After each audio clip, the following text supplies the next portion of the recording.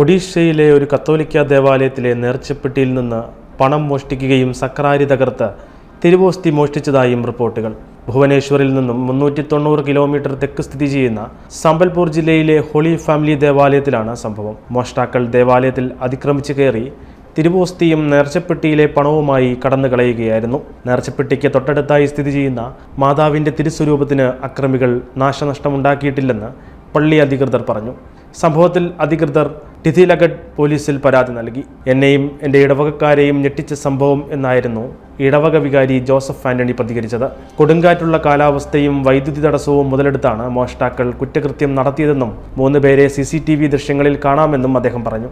ഇടവകയിൽ മോഷ്ടിക്കാൻ എത്തുന്നതിന് മുൻപ് ഇക്കൂട്ടർ അടുത്തുള്ള ഒരു പ്രൊട്ടസ്റ്റന്റ് ദേവാലയത്തിൽ നിന്നും നേർച്ചപ്പെട്ടിയിലെ പണവും ദേവാലയത്തിലെ സംഗീത ഉപകരണവും മോഷ്ടിച്ചതായി ഫാദർ ജോസഫ് വെളിപ്പെടുത്തി.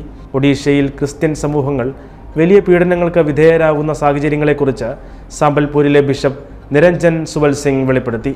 തിരുവോസ്തിയെ അവഹേളിച്ചതിൽ ദുഃഖം പ്രകടിപ്പിച്ചുകൊണ്ട് രൂപതയിലെ വിശ്വാസികൾക്ക് ഒരു കത്തും ബിഷപ്പ് അയച്ചിരുന്നു. മോഷ്ടാക്കൾ യേശുവിൻ്റെ തിരുശരീരത്തെ അവഹേളിച്ചു, കൊള്ള നടത്തി, നമ്മുടെ വിശ്വാസത്തെ മുറിവേൽപ്പിച്ചു.